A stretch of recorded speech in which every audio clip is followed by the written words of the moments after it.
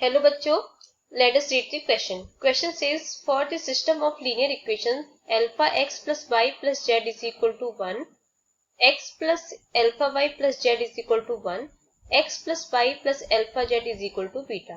Which one of the following system statement is not correct?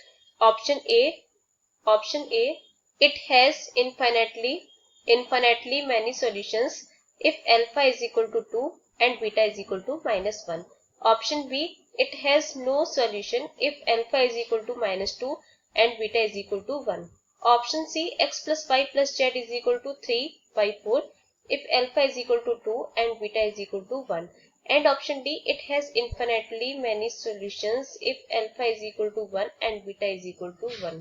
तो आइए इसके लिए सबसे पहले हम की कंसेप्ट को समझ लेते हैं। की कंसेप्ट तो इसके लिए की कंसेप्ट क्या हो जाएगा?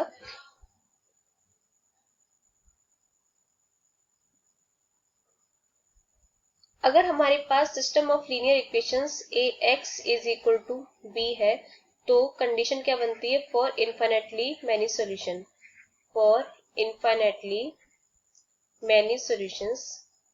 मैनी सॉल्यूशंस इसके लिए कंडीशन बनती है d is equal to d1 is equal to d2 is equal to and d3 is equal to 0। सबके सब 0 होने चाहिए इन्फिनेटली मैनी सॉल्यूशंस के लिए। फॉर नो सॉल्यूशन इसके लिए क्या होता है? इसमें d इज इक्वल टू 0 के इक्वल होता है, but at least d1, d2 and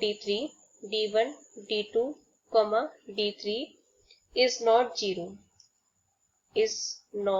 0 इसमें से कोई एटलीस्ट एक नॉन जीरो होना चाहिए। तो यहाँ पे सबसे पहले हम डी डिटरमिनेंट लिख लेते हैं। तो डी डिटरमिनेंट क्या होता है? जो हमारे एक्स वाई जेड के कोफिशिएंट होते हैं उसको हम ले लेते हैं। तो ये हो जाएगा अल्फा 1 1 1 अल्फा 1 1 1 अल्फा। इसको सॉल्व कर लेते हैं तो क्या मिलेगा? अल्फा स्क्वायर -1 ये -1, ये हो जाएगा अल्फा -1 एंड +1 ये हो जाएगा 1 minus alpha is equal to.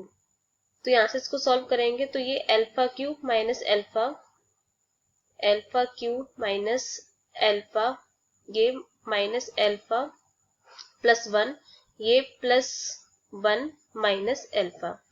तो ये हमारे पास हो जाएगा alpha cube minus 3 alpha and +2। T आ गया हमारे पास में अल्फा क्यूब माइनस 3 अल्फा +2। जब हम d1 निकाल लेते हैं तो d1 क्या होता है? डी डिटरमिनेंट के अंदर हम पहले कॉलम की जगह बी मैट्रिक्स को पुट करते हैं। तो यहाँ पे बी मैट्रिक्स क्या थी? पीछे बी मैट्रिक्स थी हमारी 1 1 बीटा। बी मैट्रिक्स यहाँ से हो जाएगी 1 1 बीटा, ये 1 1 बीटा। तो इसको हम डी में पहले कॉलम की जगह पुट कर देते हैं तो क्या हो जाएगा? तो ये बनेगा 1 1 बीटा, बाकी का as it is 1 alpha 1 1 1 alpha. तो इसको भी हम सॉल्व कर लेंगे तो हमें मिल जाएगा alpha minus beta and alpha -1। ऐसे d2 निकाल लेते हैं तो d2 क्या हो जाएगा? सेकंड कॉलम की जगह पुट करते हैं b को तो ये हो जाएगा, पहला तो एज इट इज रहेगा अल्फा 1 1 1 1 बीटा एंड 1 1 अल्फा। इसको भी अगर हम सॉल्व कर लेंगे ऊपर वाली की तरह तो हमें मिलेगा अल्फा -1 और अल्फा माइनस बीटा। d3 हो जाएगा ऐसे हमारा, d3 में हम थर्ड कॉलम की जगह पुट करते हैं बाकी का एज इट इज। तो अल्फा 1 1 1 अल्फा 1 1 1 बीटा। तो यहाँ से हमारा आंसर आ जाएगा alpha -1 alpha beta plus beta -2, ये हमारा d3 आ गया। तो अब हमें ऑप्शंस को चेक करना है। तो ऑप्शंस को चेक करेंगे। सबसे पहला ऑप्शन क्या है हमारे? It has infinitely many solutions if alpha is equal to 2 beta is equal to -1। तो हम चेक कर लेते दोनों के लिए। Option number A. तो हमारे पास अल्फा की वैल्यू कितनी दे रखी है? 2 दे रखी है और बीटा इज इक्वल टू -1। तो अगर हम alpha is equal to 2 put करेंगे तो हमारा d1 भी 0 नहीं बनेगा, और अगर हम अगर हम alpha is equal to 2 D में पुट करते हैं तो हमारा डी 0 के इक्वल नहीं आएगा, तो यहाँ से हम कह सकते हैं कि अल्फा इज इक्वल टू 2 और बीटा इज इक्वल टू -1 पर ये जो सिस्टम ऑफ लीनियर इक्वेशन है वो इनफाइनाइटली मैनी सॉल्यूशंस नहीं देगा। तो हमारा ऑप्शन ए गलत हो जाएगा, लेकिन हमें क्वेश्चन में नॉट ट्रू बताना है तो इसके लिए सही हो जाएगा। ऑप्शन बी चेक करते हैं। It has no solution if alpha is equal to -2 beta is equal to 1। तो इसके लिए देख लेते हैं option B, alpha is equal to -2 beta is equal to 1।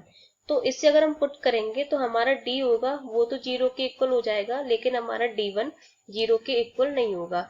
तो ये जो हमारी कंडीशन बनती है वो नो सोल्यूशन के लिए बनती है, तो ये हमारा सही हो जाएगा, ये हमारा स्टेटमेंट सही है। अब हम ऑप्शन सी को चेक करते हैं। ऑप्शन सी क्या कह रहा है, x plus Y plus Z is equal to 3/4 if alpha is equal to 2 beta is equal to 1। तो हमें जो इक्वेशंस दे रखी हैं उसमें हम अल्फा और बीटा की वैल्यूज को पुट कर देते हैं और x plus Y plus Z की वैल्यू को कैलकुलेट करके देखते हैं क्या 3/4 आ रहा है। तो करते हैं इसको। तो हमें पुट करना है, put alpha is equal to 2 beta is equal to 1। तो हमारे पास इक्वेशंस बनेंगी 2x plus Y plus Z is equal to 1। Second equation x plus 2y plus Z is equal to 1। Third equation बनेगी हमारे पास में x plus Y plus 2z is equal to 1। तो यहाँ से हम इन इक्वेशंस को सॉल्व कर लेते हैं। तो हम एक काम करते हैं, हम इसको इक्वेशन फर्स्ट, इसको इक्वेशन सेकंड, इसको इक्वेशन थर्ड। तो हम ये एक काम करते हैं, यहाँ से तीनों इक्वेशन को ऐड कर देते हैं। Equation first aid plus equation second plus equation third. तो अब हम यहाँ से तीनों इक्वेशन को ऐड कर देते हैं, तो क्या मिलेगा, equation first plus equation second plus equation third. तो ये हो जाएगा हमारे पास 4x plus 4y plus 4z is equal to 3। यहाँ से 4 कॉमन आ जाएगा, तो x plus Y plus Z is equal to 3 and x plus Y plus Z is equal to 3/4। तो हमारा सी वाला स्टेटमेंट भी सही हो जाएगा। अब हम ऑप्शन डी को देख लेते हैं। तो ऑप्शन डी क्या है हमारे पास में, option D alpha is equal to 1 beta is equal to 1। अगर हम यहाँ से देखें, अगर हम यहाँ पे अल्फा इज इक्वल टू 1 या beta is equal to 1 put करते हैं तो हमारे D1 D2 D3 सभी 0 आएंगे। इसका मतलब इनफाइनाइटली मैनी सोल्यूशन देगा। तो यहाँ पे लिख देते हैं D is equal to D1 is equal to ये D यहाँ पर D is equal to D1 is equal to D2 is equal to D3 is equal to 0। इसका मतलब ये इनफाइनाइटली मैनी सोल्यूशन देगा। तो हमारा ऑप्शन डी भी सही हो जाएगा। तो हमें यहाँ पे नॉट करेक्ट बताना था, तो इसलिए हमारा इस क्वेश्चन के हिसाब से ए ऑप्शन सही हो जाएगा। तो यहाँ पे हम लिख देते हैं option A is correct. Option A is correct. Hope you understood it well. Best of luck.